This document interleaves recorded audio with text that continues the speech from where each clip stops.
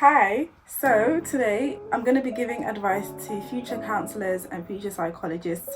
So this video was requested by one of my subscribers. So this just goes to show that if you ask, you shall receive. So let's get straight into it.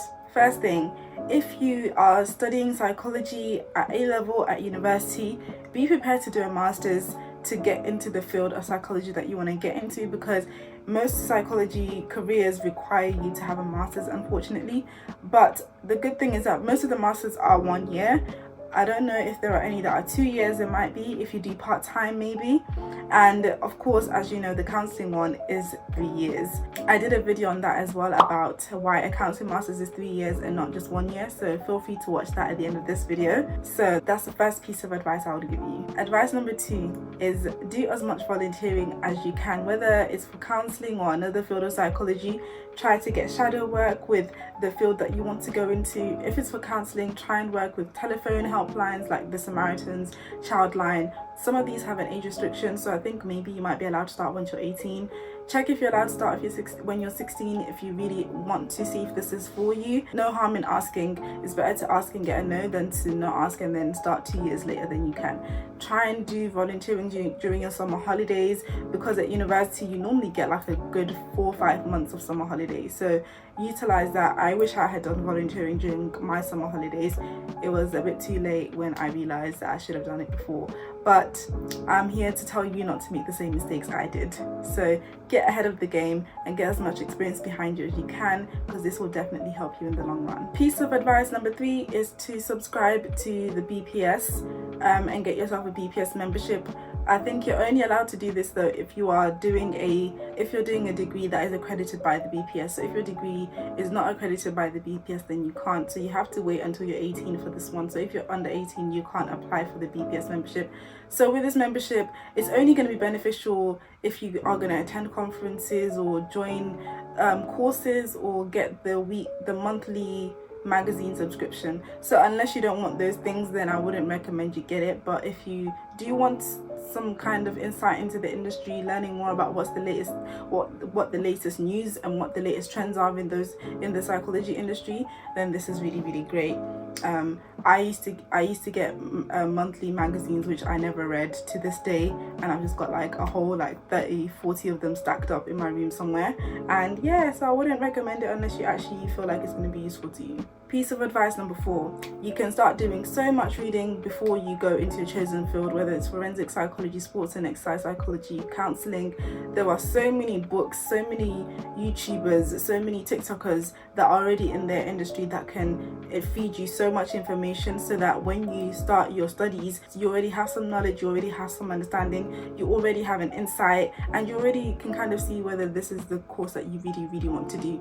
So don't feel like you have to hold back. Don't feel like you have to wait for your studies to actually start studying. Why not get ahead of the game? Start looking into interesting authors. Like I said, I have a TikTok page where I kind of just talk about everything psychology and counselling related. So if somebody came to my page, they might learn a thing or two before they go into counselling about whether they actually want to do it. So yeah, don't be afraid to study before you actually start your official studies. So I'm going to leave some books in the description below that you can kind of look into for those who are interested in counselling. Piece of advice number 5, I wish somebody had told me this: save up for your masters if you're going to do a masters, because as I mentioned in one of my previous videos, that the government only gives you a certain amount, which might not be enough if your masters is 3 years or 2 years. If your masters is 1 year, you can probably survive off what the government gives you. But if your master's is 3 years like mine, then you're going to need to save up a lot of money for extra expenses that you are going to have to pay for while you're in the course. So do not neglect saving up any amount, whether you're 16 or whether you're 17 or whatever age you are, 18, 19, start saving now. Tell your parents that you want to do a master's, and maybe they might create a little savings account for you that you have no access to. That would be a really good idea. Put your savings into an account that you can't easily access. And the last piece of advice is work on personal development, work on personal growth, because especially for counselling students, you are the tool that you're going to need. It's not necessarily about your theories and how much books you've read or what skills you're amazing at. It's more about you as a person, because you are the tool that is going to be needed. The success of the therapy is also is dependent on the client, but it's also dependent on you and the skills you bring into the room. So if you're somebody who's very self-aware and healed and has a lot of growth, you are then able to be a better counselor, because what you have within you is what you're going to bring to the client and what you're going to be able to help the client with. So the more you develop yourself and grow and develop as a person, the better a counselor you'll be. So it's very, very important to just constantly work on yourself, work on your personal development, and just grow to be as much of a better person as you can be. But to be honest, in psychology in general, self-awareness is good. So continue to learn about yourself. Never ever stop learning about yourself. Never ever stop asking people what they see about you that you might not see about yourself. I'm learning a lot every day about myself, even though I feel like I'm at close to the pinnacle of knowing and understanding myself. I still learn so many more new things, and I'm still learning. I'm still asking my parents about my childhood. I'm asking my friends things about me, just so I can understand myself better. So those are the main pieces of advice I have to offer for future counselors and psychologists.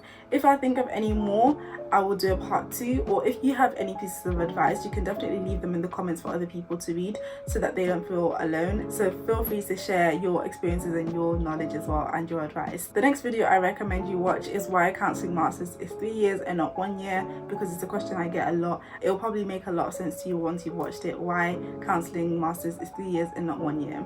So I will see you in the next video. Bye.